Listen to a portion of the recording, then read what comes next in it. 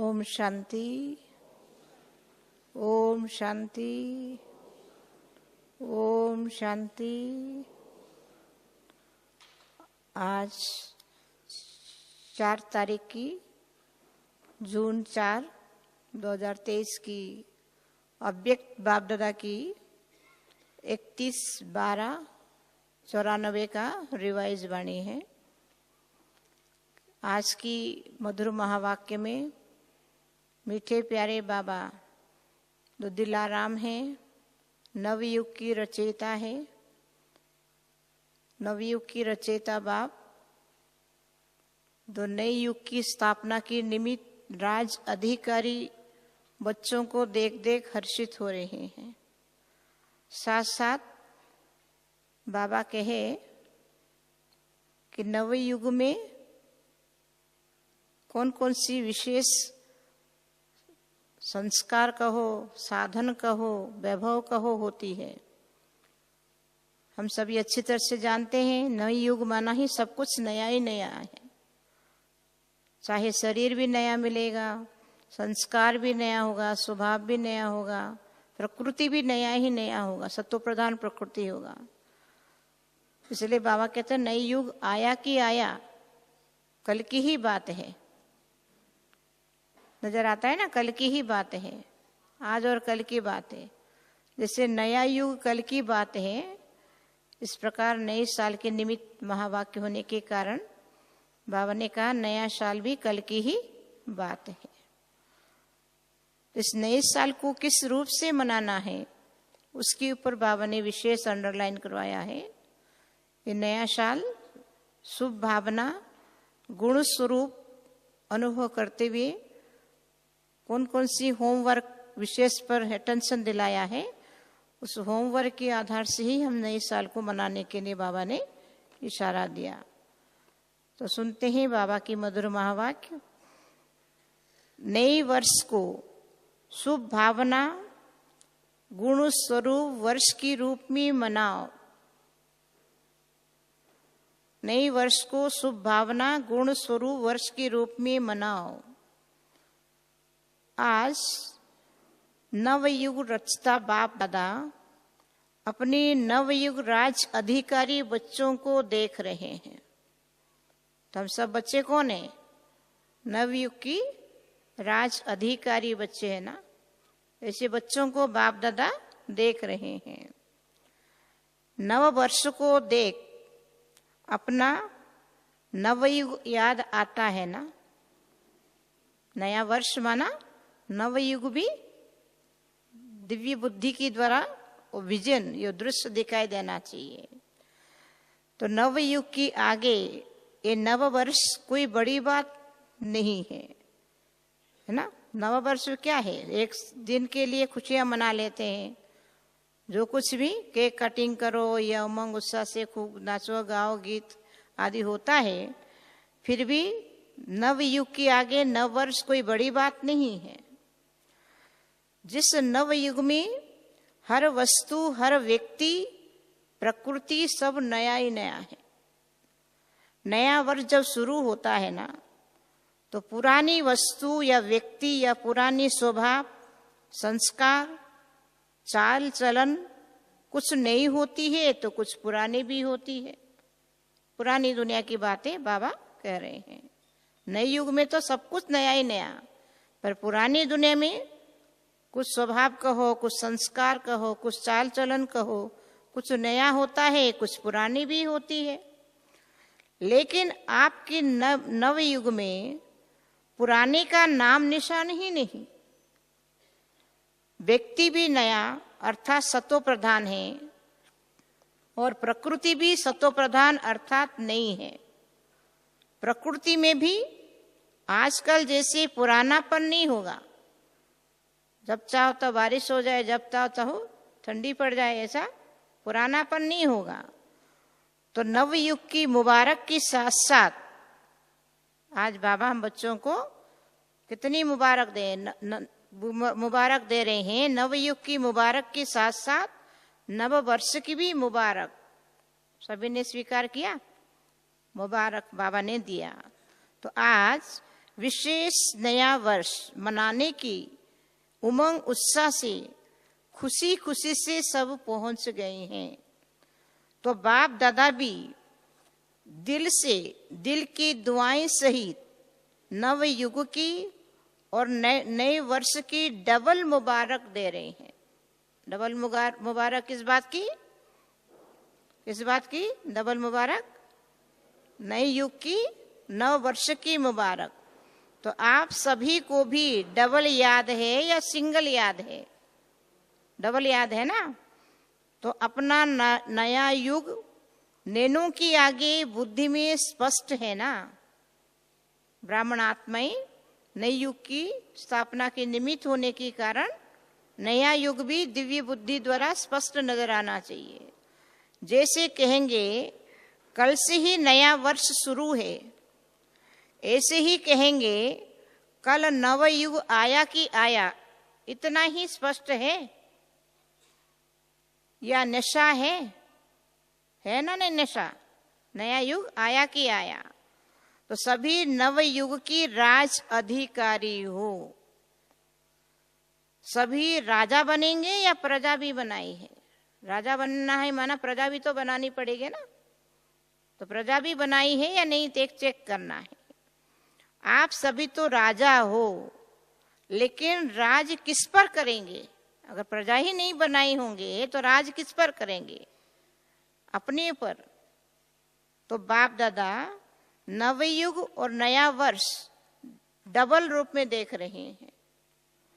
कल की ही बात है ना, वो भी कल और ये भी कल की बात है। फिर नवयुग तो होगा ही ना। तो अपनी नवयुग की ड्रेस अब दिव्य दृष्टि की द्वारा वो विजन को, वो दृश्य को इमर्ज करना है। नवयुग की ड्रेस किस प्रकार होगी? अर्थात शरीर सामने दिखाई देती है, कंचन काया वाला शरीर, संपूर्ण सत्व प्रधान वाला शरीर है ना, इतना दिखाई दे रहा है। बस पुरानी ड्रेस छोड़ेंगे और नई ड्रेस धारण करेंगे। इतनी इजी, इतनी सरल रूप में अनुभव होना चाहिए। ये पुराना चोला छोड़ा और नया ड्रेस चमकेली या देवी संस्कार वाली या देवी कंचन काया वाली शरीर धारण किया। तो वो ड्रेस अच्छी चमकेली सुंदर है ना। क्या लग रहा है, सुंदर है नहीं है? चमकेली ड्रेस सुंदर है ना। अभी तो देखो कि हर व्यक्ति में कोई ना कोई नुक्स होगा, कुछ कमी कमजोरी दिखाई देता है। कोई की नाक टेढ़ी होगी, किसी की आंख टेढ़ी होगी, किसी की ओंठ ऐसी होगी, और नवयुग में कैसे होगी? दोनों बाबा भेंट कर रहे हैं। सभी की शकल में भी किसी की नाक टेढ़ी, किसी की ओंठ कैसा है, पर नवयुग में सभी नंबर 1, हर कर्मेंद्रिया एक्यूरेट। तो ऐसे ड्रेस सामने खूंटी पर लगी हुई है ना, अब सामने इमर्ज करके खूंटी पर लगी हुई है नहीं, देखो बस पहननी है। ये ड्रेस उतारनी है, वो ड्रेस पहननी है। अपनी ड्रेस अच्छी है। बाबा फिर दिल का हाल पूछ रहे हैं बच्चों को। अपनी ड्रेस, सतयुगी ड्रेस, शरीर रूपी ड्रेस अच्छी है, पसंद है, देख रही हो ना। तो बाप दादा सदैव जब हर बच्चों को देखते हैं तो क्या देखते हैं? एक तो हर एक की मस्तक की चमकती हुई मणि श्रेष्ठ आत्मा को देखते हैं। बाबा किस निगाहों से, किस नजरों से देखते हैं बच्चों को? हर बच्चों की मस्तक पर श्रेष्ठ आत्मा को देखते हैं, और साथ साथ हर एक बच्चों की भाग्य की श्रेष्ठ लकीर को देखते हैं। मस्तक की मणि को भी देखते हैं, दूसरा भाग्य की श्रेष्ठ लकीर को देखते हैं। हर एक का भाग्य कितना श्रेष्ठ है। सभी का भाग्य श्रेष्ठ तो है ना, कि किसी का मध्यम है, किसी का मध्यम है, किसी का श्रेष्ठ है, या सभी वन में है? सभी वन में है या श्रेष्ठ है या मध्यम में भी है? अपने आप को चेक करें। सेकंड, थर्ड और आने वाले हैं। अच्छा है। दुनिया वाले कहते हैं आपकी मुख में गुलाब, पर बाप दादा क्या कहते होंगे? आपकी मुख में गुलाब जामुन है। गुलाब जामुन सबको बहुत अच्छा लगता है ना। मधुबन में तो बड़ा बड़ा गुलाब जामुन बनाते हैं, है ना। सेंटरों में छोटा छोटा होता है ना, तो बहुत बढ़िया बनता है। तो गुलाब जामुन सबको अच्छा लगता है ना। गुलाब जामुन या मिठाई खाने के लिए ही बाप दादा ने हर गुरुवार भोग का रखा है। भोग में खुद भी खाते हैं, भोग लगाते समय क्या बाबा को भी अर्पण करने के साथ साथ खुद भी खाते हैं और बाप दादा को भी स्वीकार कराते हैं। घर में भी बनाए, अगर नहीं भी बनाए, सेंटरों में बना लेते हैं, पर घर वाले क्या अगर नहीं भी बनाए, लेकिन गुरुवार का तो सभी का मुख मीठा हो जाता है ना, अर्थात गुरुवार को मीठा मिलता है ना। और जब भी कभी भी खुशी की उत्सव होता है, खुशी के उत्सव में क्या करते हैं? मुख मीठा ही कराते रहते हैं। मीठा मुख अर्थात मीठा मुखड़ा, मीठा मुख अर्थात मीठा मुखड़ा। मुख मीठा तो सभी करते हैं, लेकिन आप सभी का मुख भी मीठा है तो मुखड़ा फेस भी मीठा हो। फेस भी मीठा होने का भावार्थ क्या है? चीनी जैसा मीठा होगा। फेस भी मीठा होने का भावार्थ क्या है? मुस्कुराते रहना है, अर्थात दिव्य गुण संपन्न रूप में चेहरे में रूहानियत हो, खुशियाल हो, रूहानियत के साथ अलौकिकता की चेहरा हो। तो कोई भी कड़वाहट भी है क्या? पूछ रहे हैं बाबा, मिठास है या कोई कड़वाहट है? अगर एक लकीर भी कड़वा की हो ना, तो आज वर्ष को विदाई देने के साथ साथ थोड़ी सी कड़वापन को भी विदाई दे देना है। अगर मिठास कुछ कम नजर आ रही है, संस्कार में कोई मायावी संस्कार है, तो उसको आज से विदाई देने का है। विदाई देना आता है कि पास में रखना अच्छा लगता है। कड़वापन को विदाई देना आता है या पास में रखना अच्छा लगता है? या विदाई दे करके फिर बुला लेंगे, फिर कहेंगे हम तो छोड़ना चाहते हैं, लेकिन माया नहीं छोड़ती है। हम छोड़ना चाहते हैं पर माया नहीं छोड़ते, माया को दोष दे देते हैं। ऐसे तो नहीं कहेंगे ना कि हमने छोड़ दिया लेकिन माया आ गई। हमने तो छोड़ दिया अपनी तरफ से पुरुषार्थ करके, पर माया आ गई। वहां जाकर के ऐसा पत्र लिखेंगे, अपने अपने स्थानों में जाकर के, मधुबन आकर के बादल भरना अर्थात ज्ञान योग शक्ति भर भर के जाते हैं, फिर अपने अपने स्थान में जाकर पत्र तो नहीं लिखेंगे। भट्टी वालों के लिए भी बाबा ने अटेंशन खिंचवा दिया, भर भर कर को दिल खुश हो गया ना भट्टी करके, लेकिन वहां जाके पत्र तो नहीं लिखेंगे। विदाई तो सदा काल के लिए विदाई। विदाई देने का अर्थ ही है कि आने नहीं देना, या कभी कभी आ जाए तो कोई हर्जा नहीं है, क्योंकि पुरानी संस्कार कईयों को बहुत ही अच्छा लगती है। पुरानी चीज कई लोग संभाल के रखते हैं ना यादगार के रूप में। यहाँ भी पुराने संस्कार भी कईयों को बहुत अच्छी लगती है। तो आज कहेंगे, फिर कल से नहीं कहेंगे, और फिर परसों परवश हो जाएंगे। आज कहेंगे हमने छोड़ दिया, फिर कल से नहीं भी कहेंगे। कुछ कुछ परसेंटेज खत्म भी हो जाती है, फिर परसों क्या करते हैं, परवश हो जाते हैं। तो उसको विदाई तो नहीं कहेंगे ना, उसको विदाई थोड़ी कहेंगे। तो विदाई देना भी सीखो, कड़वापन को कैसे विदाई देना उसको सीखो। वर्ष को विदाई देना कॉमन बात है, पुराने साल पुराने वर्ष को विदाई देना कॉमन बात है, लेकिन आप सभी को अंश और वंश सहित माया को विदाई देना है। थोड़ा भी लेस मात्र भी अंश भी अंदर में ना रहे, अंश और वंश सहित विदाई देना है। अंश मात्र भी ना रहे, ये अटेंशन होना जरूरी है। कई बच्चे कहते हैं 75% तो फर्क पड़ गया बाबा की बनने की बात, 75% तो फर्क पड़ गया, और भी पड़ जाएगा, धीरे धीरे पुरुषार्थ करते करते और भी पड़ जाएगा। लेकिन माया अंश से वंश बहुत जल्दी पैदा कर देती है। अगर थोड़ा भी अंश रहा, माया बहुत जल्दी वंश पैदा कर देती है। 25% अंश मात्र भी रहा तो 25 से 50 तक भी बहुत जल्दी पहुंच सकता है। इसलिए बाबा क्या कहते हैं, जब इतनी जल्दी वृद्धि हो जा रही है, माया की अंश अगर थोड़ा भी रहा, उसका वंश बहुत फटाफट वृद्धि हो जा रहा है, उसके लिए बाबा क्या कहते होंगे, अंडरलाइन करते होंगे, इसलिए अंश सहित समाप्त करना है, अंश सहित समाप्त करना है। तो नया वर्ष क्या करेंगे, क्या करेंगे नया वर्ष? हाँ, नया वर्ष क्या करेंगे? विदाई देंगे। नया वर्ष पुरानी वर्ष को विदाई देने के साथ साथ माया की अंश को भी विदाई देना है। और विदाई के साथ साथ बधाई भी देते हो ना। कल सभी एक दो को जब मिलेंगे तो कहेंगे नए वर्ष की मुबारक हो, बधाइयां हो। बधाई दो, और बधाई के साथ साथ अपने को भी और दूसरों को भी सदा फरिश्ते स्वरूप की बधाई दो।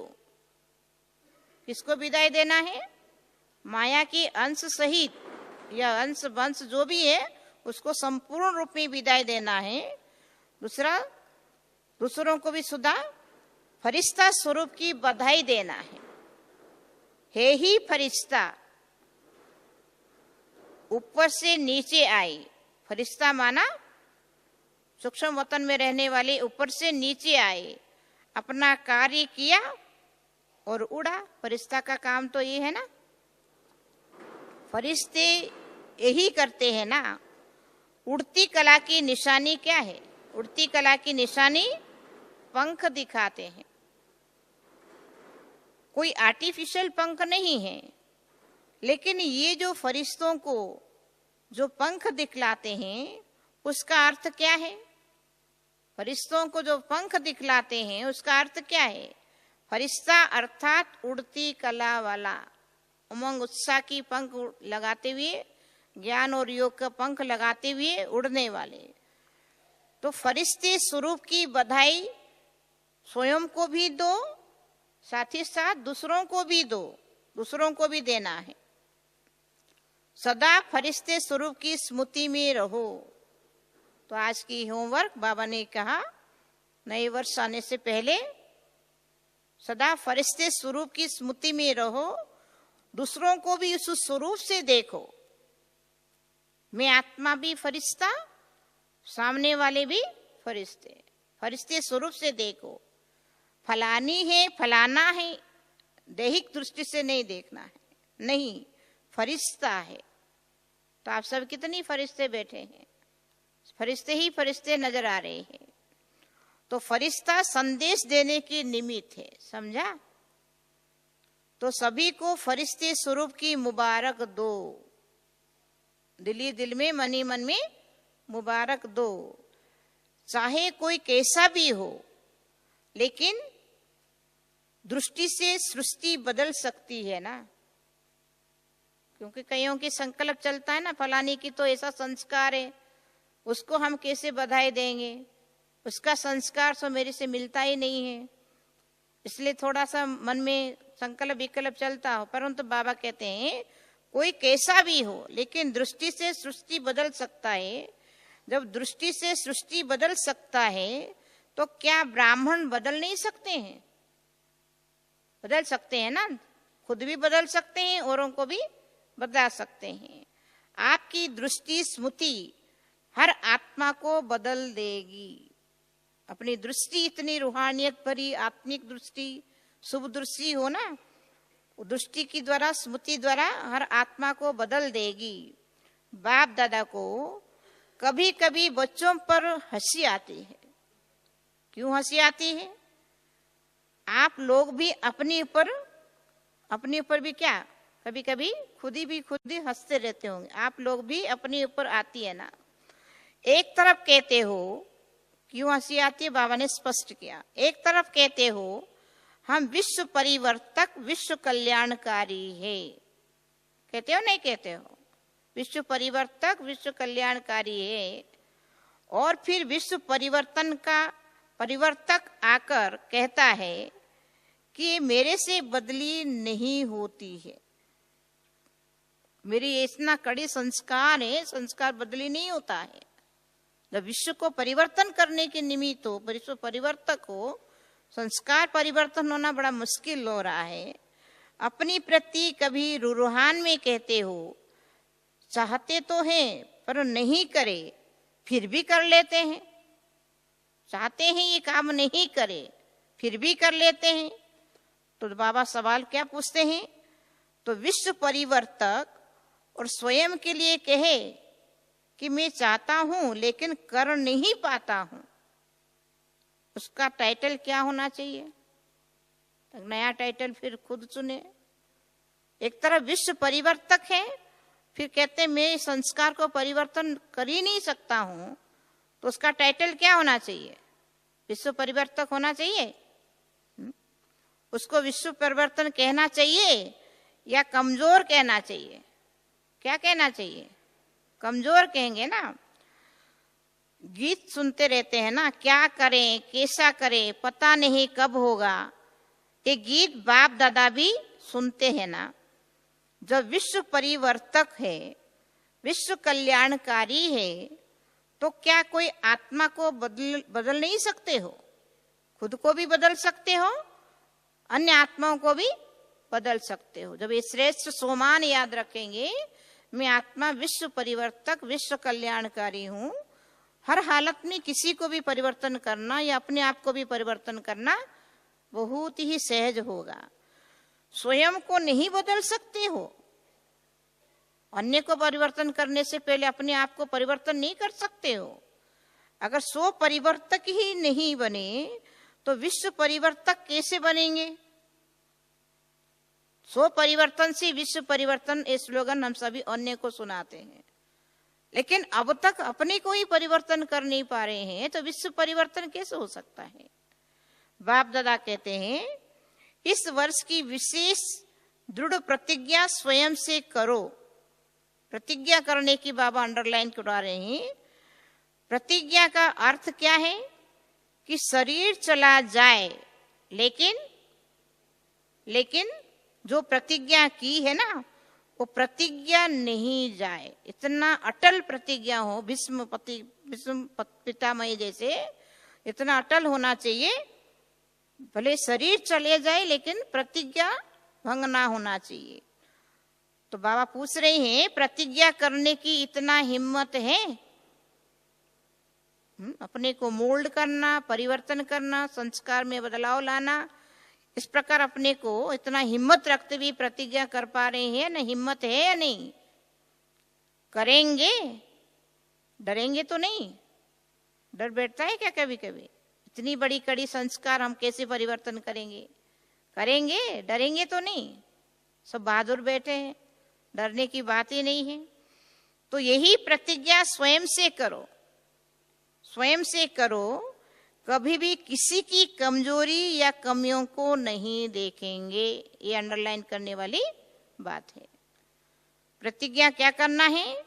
कभी किसी की कमजोरी या कमी को नहीं देखेंगे, किसी की कमजोरी कमी को नहीं सुनेंगे, ना देखेंगे कमियों को, ना ही कभी किसी की कमी कमजोरियों को सुनाएंगे, ना ही बोलेंगे। ये परिचिंतन वाली बातें जो बाबा बार बार अंडरलाइन करवाते हैं, जो ईश्वरीय संगठन को ढीला कर देती है, एक दूसरे की प्रति घृणा की भावना पैदा करा देती है, संगठन में एकता की, यूनिटी की शक्ति को भी कम कर देती है। इसलिए शुभ भावना के अनुसार गुण स्वरूप बनने की वर्ष मनाना है। माना हर एक के लिए हमारी शुभ भावना होना चाहिए। इसलिए दृढ़ संकल्प करना है, कमजोरी को ना ही सुनेंगे, ना देखेंगे, ना बोलेंगे, ना सुनेंगे, ना बोलेंगे, ना देखेंगे। तो ये वर्ष क्या हो जाएगा? जब इतनी धारणा युक्त स्थिति बन जाए तो ये वर्ष क्या हो जाएगा? शुभ भावना गुण स्वरूप वर्ष। हर एक के लिए शुभ भावना इमर्ज हो जाए तो शुभ भावना गुण स्वरूप, हर एक के पास गुण तो है ही ना। अगर बिना गुण होता, कोई भी गुण नहीं होता तो बाबा ने कैसे चुना है? कोई ना कोई विशेषता है तभी तो बाबा ने चुना है ना। इसलिए वो जो विशेषता है विशेषता की तरफ नजर जाए तो हर वर्ष को अपना अपना नाम देते हैं ना। जब ये प्रतिज्ञा सभी कर लेंगे कि ये वर्ष हुआ शुभ भावना गुण स्वरूप वर्ष, बाबा फिर बच्चों की दिल का हाल पूछ रहे हैं। बाबा ने जो कहा इस वर्ष के लिए सभी मंजूर है? वर्ष इस रूप में मनाने के लिए सभी मंजूर है?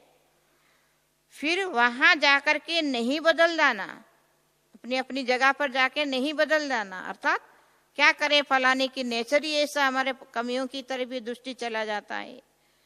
फिर कहेंगे मधुवन में तो वायुमंडल अच्छा था ना, और यहाँ तो वायुमंडल का या संग ऐसा है ना। यहाँ आने से तो सभी देवी देवताएं जैसे नजर आ रहे, संगम युगी स्वर्ग का वासना है, परंतु अपनी अपनी जगह जाने के बाद बगुले के साथ या आसुरी संस्कारों वालों के साथ रहना पड़ता है। इसलिए क्या करें, परिवर्तक किसी की संग में नहीं आता है। ये इसलिए उल्हाना बाबा सुनना नहीं चाहते हैं कि वहां जाने के बाद ये नहीं कहना क्या करें, संग ऐसा मिला, परिवेश ऐसा मिला, मधुबन में वायुमंडल बहुत पावरफुल है इसलिए अच्छा रहा। परिवर्तक आत्मा जो होते हैं विश्व को परिवर्तन करने के निमित्त किसी की संग में नहीं आते हैं या किसी की प्रभाव में नहीं आते हैं। अगर परिवर्तक ही प्रभाव में आ जाए तो उसको परिवर्तन क्या कहेंगे। इसलिए इस वर्ष को गुण मोरत शुभ भावना वर्ष के रूप में मनाओ। किसी की अशुभ बात को भी अब किस रूप से मनाने का तरीका बाबा बता रहे हैं। मान लो किसी की अशुभ भी बात है, कड़े ते कड़े शब्द बोल रहा है, मन में नेगेटिव भी भावना भी क्यों ना हो, किसी की अशुभ बात को भी आप अपने पास शुभ भावना रख करके उठाओ, शुभ भावना के आधार से उठाओ। अशुभ देखते हुए भी आप शुभ दृष्टि से देखो। जब प्रकृति को बदल सकते हो तो मनुष्य आत्माओं को नहीं बदल सकते हो, और उसमें भी ब्राह्मण आत्माएं हैं, उनको नहीं बदल सकते हो। जब सभी की प्रति शुभ भावना होगा ना, माँ बाप बड़ा सरल युक्ति बता रहे हैं, सभी की प्रति अगर शुभ भावना होगी कारण शब्द समाप्त हो जाएगा। हमारी तो मन में शुभ भावना है, परंतु फलाने की मेरे लिए शुभ भावना नहीं है, मेरे लिए गलत दृष्टि है, कोई ना कोई कारण बताते हैं ना। जब सबके लिए शुभ भावना होगी कारण शब्द ही समाप्त हो जाएगी, हो करके निवारण स्वरूप दिखाई देगी। इस कारण से ये हुआ, इस कारण से ये हुआ नहीं। अब बाबा कारण सुनना नहीं चाहते हैं तो बाबा टेस्ट भी तो लेता है ना। कोई विपरीत बातें विपरीत परिस्थिति आएगा तब तो मालूम पड़ेगा हमारे अंदर कितनी शुभ भावना है। अगर सभी मेरे को अच्छा अच्छा कह रहे हो, शुभ भावना रख रहे हो, तो मेरी परख कैसे होगा, अंदरूनी स्थिति किस प्रकार परपक है, शुभ भावना वाला है, कोई नेगेटिव वाला बात आएगी तभी तो पता पड़ेगा ना। इसलिए कारण शब्द नहीं, इस कारण ये हुआ, इस कारण ये हुआ नहीं, कारण को निवारण रूप में परिवर्तन करो। अब बाबा सवाल कर रहे हैं, हिम्मत है कारण को निवारण रूप में परिवर्तन करने की? हिम्मत है? क्या कहेंगे? हिम्मत है तो हाथ उठाए। सभी के अंदर हिम्मत है, बहुत बहुत मुबारक। अच्छा, बाप दादा जब टीवी खोलते हैं तो बड़ा मजा आता है। कौन सी टीवी खोलते हैं? एक कलयुगी टीवी नहीं देखते हैं बाबा। वतन में भी एक अनोखा टीवी है ना, वतन के टीवी देखते हैं, ब्राह्मणों की टीवी देखते हैं। ऐसा नहीं आप लोग वो टीवी खोल को बैठकर देख लो, ऐसा नहीं करना। बाबा भी देखता है, हम भी देख लेंगे। तो जब बच्चों का खेल देखते हैं तो बड़ा मजा आता है। बच्चे कैसे कैसे खेलते हैं, मिक्की माउस की खेल करते रहते हैं, अर्थात थोड़े टाइम के लिए कोई शेर बन जाता है, कोई कुत्ता बन जाता है। जिस समय क्रोध करते हो ना, उस समय क्या क्या होते हो? मान लो जब क्रोध के संस्कार इमर्ज होता है, उस समय क्या होता है? उस समय क्या हो? कौन सी स्टेज, कौन सी पोजीशन वाले हो? क्रोध आने समय एक तरफ फरिश्ता स्वरूप को इमर्ज करो, मैं आत्मा फरिश्ता हूं, मैं आत्मा विश्व कल्याणकारी हूं, विश्व परिवर्तक हूं। दूसरी तरफ क्रोध की स्वरूप को इमर्ज करके फील करो, मैं कौन हूं। उस समय क्रोध करते, उस समय क्या हो? उस समय किसी से डिस्कस भी करते हो, जिस समय किसी से डिस्कस करते हो, उसकी पर वार करते हो, सिद्ध करते हो, उस समय क्या हो? मिक्की माउस की बन जाते हो ना, कभी कुत्ता, कभी बिल्ली, कभी शेर, कभी कुछ बन जाते हो। तो इस वर्ष मिक्की माउस की नहीं बनना है। बनना क्या है? आज बाबा ने क्या बनने के लिए इशारा दिया? फरिश्ता बनना है। मिक्की माउस का खेल बहुत किया, द्वापर युग से अब तक मिक्की माउस का खेल बहुत कुछ किया। तो ये वर्ष ऐसे शक्तिशाली वर्ष मनाना है, क्योंकि समय तो समीप आना भी है और लाना भी है। अब वो खेल खत्म करके बाबा फरिश्ता स्वरूप को, स्थिति को धारण करने की इशारा दे रहे हैं और सर्व की गुणों को उठाने के लिए इशारा दे रहे हैं। किसी की भी कमी कमजोरियों को ना देखना है, ना बोलना है, ना सुनना है, वातावरण ना फैलाना है, बल्कि फरिश्ता स्वरूप में उड़ते रहना है। इसलिए बाबा अंडरलाइन कर रहे हैं इस वर्ष को मनाना, अर्थात समय को भी समीप लाना है, क्योंकि आना भी है, लाना भी है। ड्रामा आना तो, ड्रामा अनुसार आना तो है ही है, लेकिन लाने वाले कौन है? समय को समीप लाने वाले कौन है? कौन है? आप ही तो होना। फिर दूसरी विशेषता इस वर्ष में क्या करेंगे? नए वर्ष में एक दो को बधाई देते हो, दूसरा गिफ्ट भी देते हो। तो इस वर्ष में सदैव हरेक को जब भी संबंध संपर्क में आवे, चाहे ब्राह्मण परिवार, चाहे आत्माएं, उन सभी को क्या देना है? मधुर बोल की गिफ्ट दो। कौन सी गिफ्ट देना है? मधुर बोल की गिफ्ट दो। कोई भी कड़वा बोल, दुख देने वाले बोल, अपशब्द नहीं बोलना है। मधुर बोल की गिफ्ट दो, स्नेह की बोल की सौगात दो। दूसरा, सदैव कोई ना कोई गुण की, शक्ति की सौगात दो। एक तो मधुर बोल की, स्नेह की बोल की गिफ्ट देने के लिए बाबा ने इशारा दिया। दूसरा बाबा ने कहा सदैव कोई ना कोई गुण की और शक्ति की सौगात दो। अपनी पास जो बाबा से गुण समा करके रख रहे हैं, योग लगा रहे हैं बाबा से शक्ति, बाबा से गुणों को अपने में समा करके भरपूर करने के लिए, वो भरपूर तक नहीं लेकिन औरों को भी दान देना है। गुण का हो, शक्तियों का सौगात दो। ये सौगात सेकंड में भी दे सकते हो, अपनी दृष्टि की वाइब्रेशन से, मन की शुभ भावना की वाइब्रेशन से सेकंड में भी दे सकते हो। ऐसा नहीं कह सकते हो कि टाइम ही नहीं मिला देने के लिए, हमको टाइम ही नहीं मिला।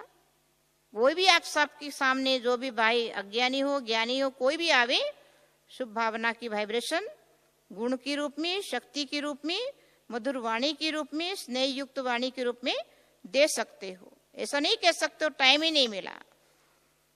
ना लेने वालों का टाइम था, ना देने वालों का टाइम था, ऐसा नहीं। लेकिन अगर अपनी श्रेष्ठ भावना, श्रेष्ठ कामना की वृत्ति है,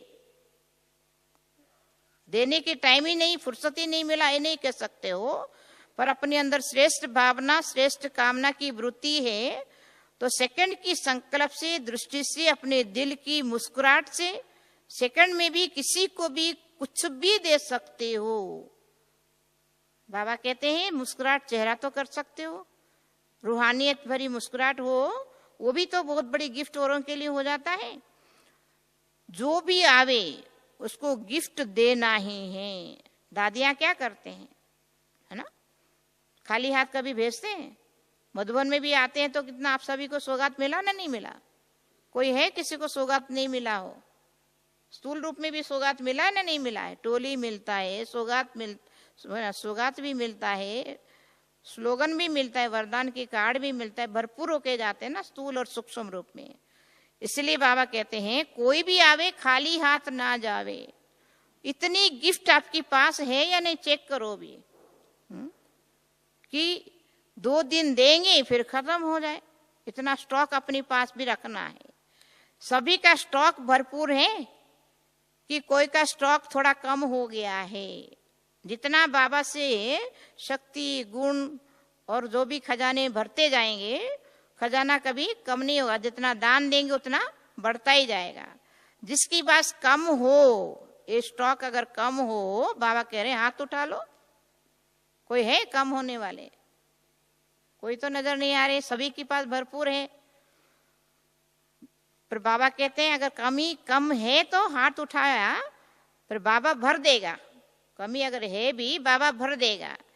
जिसकी पास कम हो वो चिट्ठी लिख करके जनक ना दादी जानकी को दे देना, वो क्लास करा लेंगे।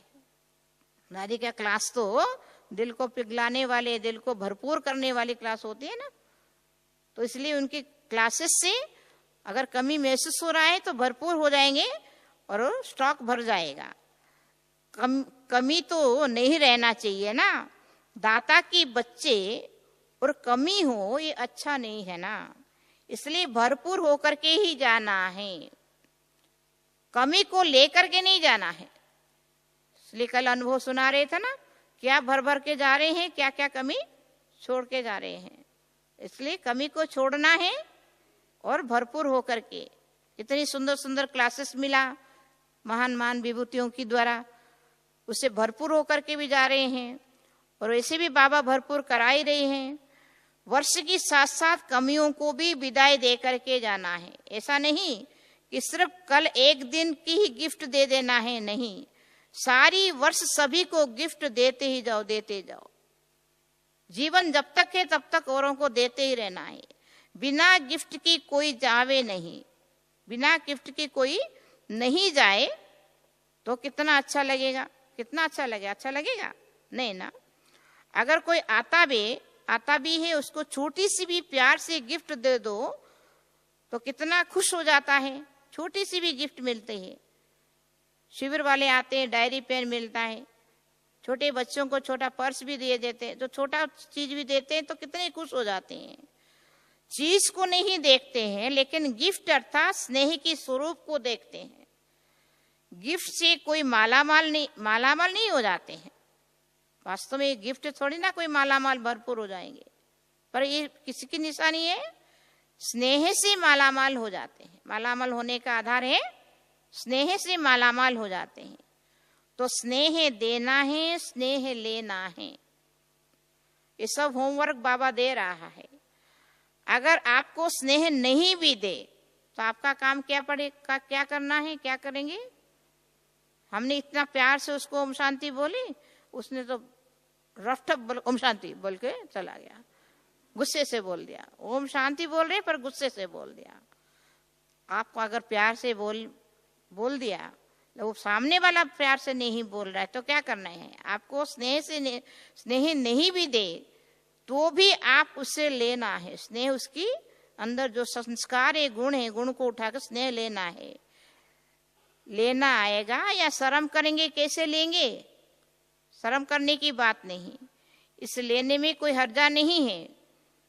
वे आप पर क्रोध भी करे, आपके क्रोध भी करे आप पर आपको क्या करना है? आप भी क्रोध करेंगे ना कि और कुछ करेंगे? सामने वाला आपको क्रोध भी करे लेकिन आप स्नेह के रूप में ले लेना। मेरे ऊपर इतना प्यार है, इतना अपनापन है, इसलिए मेरे सामने क्रोध कर रहा है। मेरे सामने क्रोध नहीं करेगा तो किसके सामने करेगा? अपनापन जिसका होगा उसी के सामने क्रोध करेगा ना। चलो क्रोध कर लिया, मैं जगत माता जगत पिता के स्वरूप में स्थित होकर के माफी मांग लेना, अपने आप को समा लेना है, उसको माफ करना है। इसलिए बाबा कहते हैं स्नेह की स्वरूप से लेना है।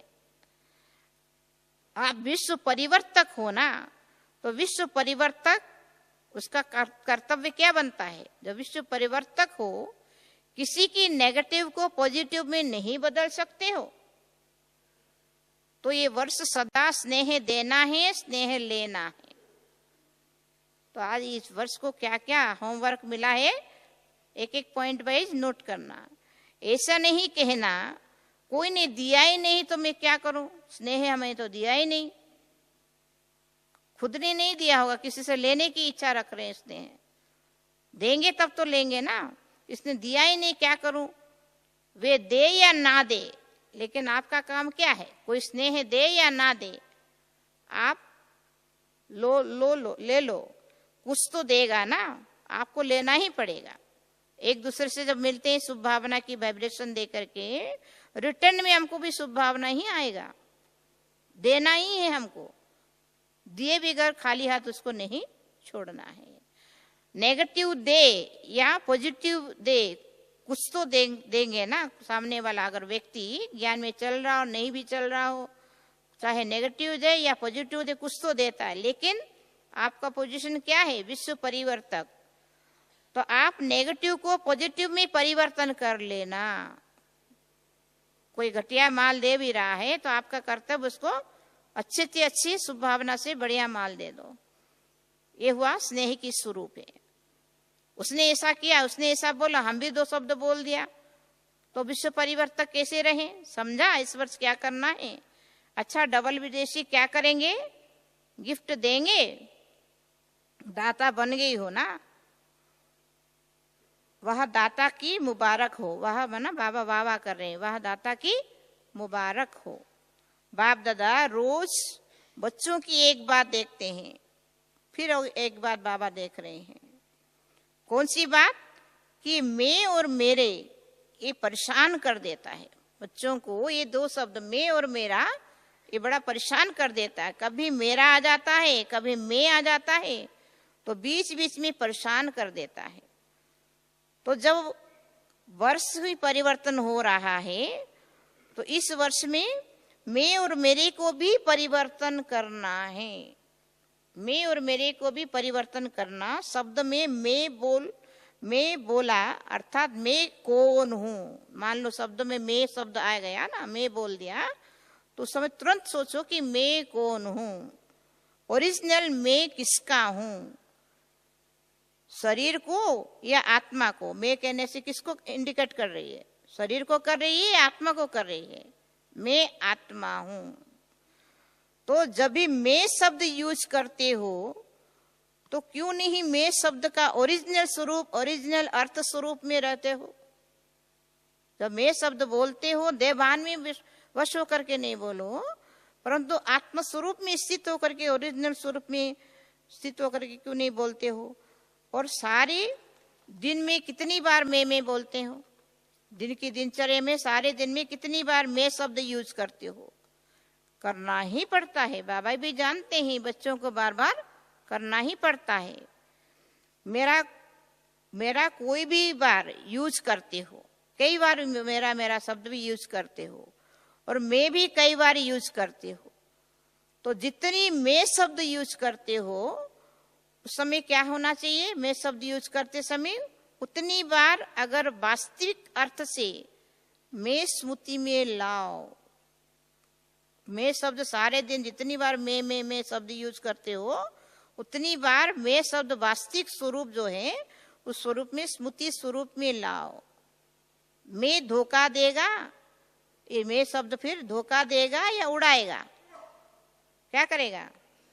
जब ओरिजिनल वास्तविक स्वरूप से मैं शब्द का अनुभव करते हुए मैं शब्द बोलेंगे, उस अनुभव स्वरूप में रहेंगे, तो मैं शब्द धोखा देगा या उड़ाएगा, उड़ाएगा ना। तो जब भी मैं शब्द यूज करते हो, उस समय सोचो कि मैं आत्मा हूं, क्योंकि मैं और मेरे शब्द के बिना रह नहीं सकते हो, बोलना ही पड़ता है, आदत है। मैं और मेरा की पक्की संस्कार हो गई है ना। तो जिस समय मैं शब्द यूज करते हो, उस समय ये सोचो कि मैं कौन हूं।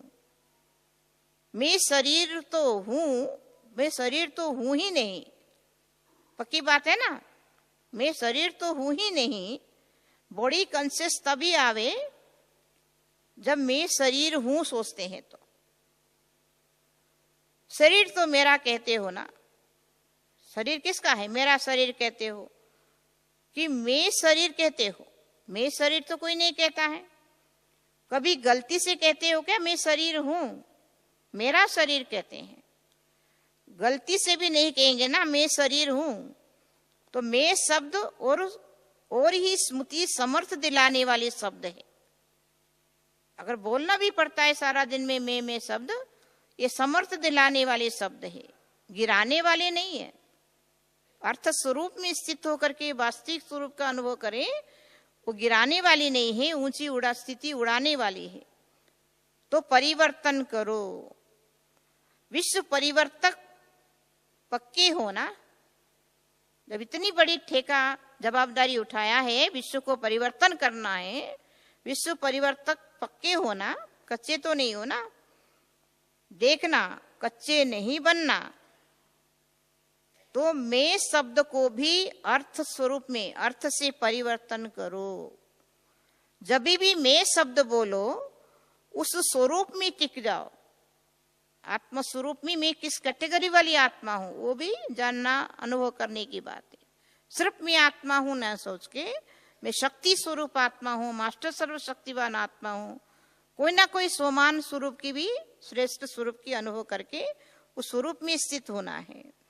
मैं शब्द का अर्थ स्वरूप में परिवर्तन करो। जब मैं शब्द बोलो तो उस स्वरूप की में टिक जाओ।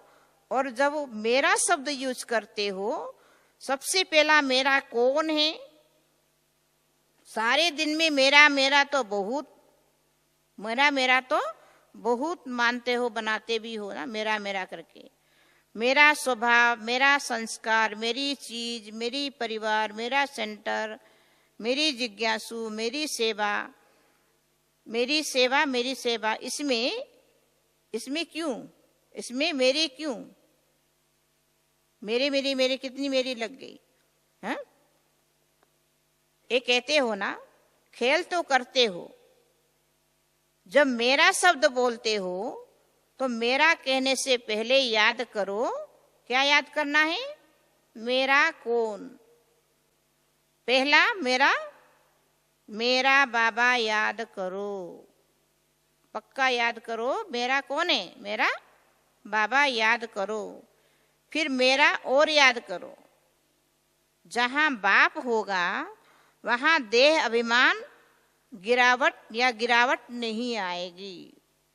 जहां बाप है वहां कोई भी बात नहीं आएगी, वो कोई भी गिरावट वाली बात आ ही नहीं सकता है। तो मैं और मेरा, इन दोनों शब्द को उस वृत्ति से, उस दृष्टि से, उस अर्थ से देखो और बोलो। मेरा शब्द मुख से निकलते हैं पहले मेरा बाबा याद आ जाए तो निरंतर योगी हो जाएंगे। क्योंकि हर घंटे में मेरा और मैं शब्द यूज करते रहते हो। कारोबार में भी करना पड़ता है, तो कितनी बार ये रिपीट होता जाएगा। जनरली मैं और मेरा शब्द अनगिनत बार बोलते हैं ना। जब उसके अर्थ स्वरूप में, वास्तविक स्वरूप में टिक जाए तो कितनी बार जो मेरा मेरा बोलते हो उसमें अर्थ स्वरूप में टिक जाने से नेचुरल योगी बन जाएंगे। जितनी बार ही रिपीट करते हो, मुख से बोलते हो, मन से सोचते हो, मैं और मेरा अर्थ स्वरूप में परिवर्तन करो। हद से बेहद में जाना है। जब बेहद सृष्टि की परिवर्तक आत्मा हो तो हद में क्यों आ जाते हो। सिर्फ भारत परिवर्तक तो नहीं हो ना। हम सब कौन है, भारत परिवर्तक है, विश्व परिवर्तक है। डबल विदेशी, सिर्फ फॉरेन परिवर्तक तो नहीं हो ना, विश्व परिवर्तक हो। विश्व अर्थात बेहद है, विश्व परिवर्तक है, ये पक्का याद है ना। हम सभी विश्व परिवर्तक आत्माएं, पक्का याद है ना। तो ऑटोमेटिकली निरंतर योगी सहज बन जाएंगे। मेहनत नहीं करनी पड़ेगी, क्योंकि भाव और भावना बदल जाएगी। वही मैं शब्द देहभान में ले आती है और मैं शब्द देही अभिमानी, आत्म अभिमानी भी अनुभव कराती है। मेरा शब्द में भी हद की भावना आती है, मेरा शब्द में भी बाबा हमारा संसार, मेरा बाबा संसार है, इस संसार की फीलिंग आता है।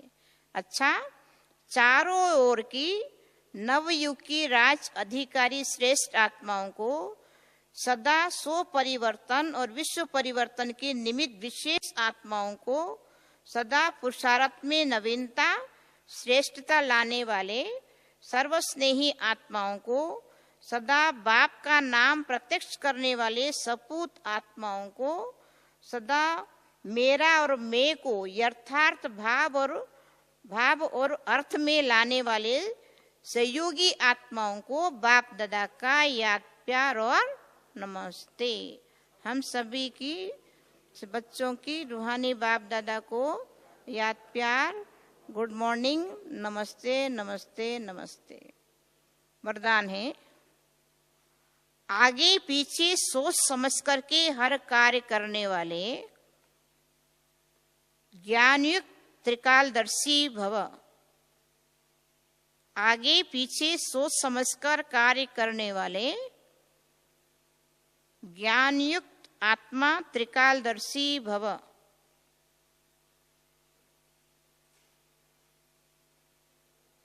जो बच्चे त्रिकालदर्शी अर्थात तीनों कालों का ज्ञान बुद्धि में रख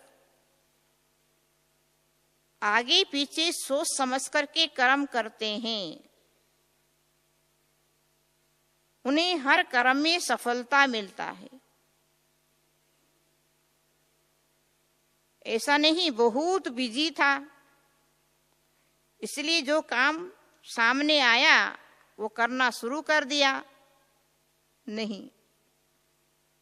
कोई भी कर्म करने से पहले ये आदत पड़ जाए, कौन सी आदत पड़ जाए कि पहले तीनों काल को सोचना है। त्रिकालदर्शी स्थिति में स्थित होकर के कर्म करो तो कोई भी कार्य व्यर्थ या साधारण नहीं होगा। स्लोगन, अपनी संतुष्ट और खुशनुमा जीवन से सेवा करो। अपनी संतुष्ट और खुशनुमा जीवन से सेवा करो, तब कहेंगे सच्चे सेवाधारी। संतुष्टता की गुण भी बहुत बड़ी प्रॉपर्टी है। संतुष्ट और खुशनुमा जीवन से सेवा करना ये सच्ची सेवाधारी है। अच्छा, ओम।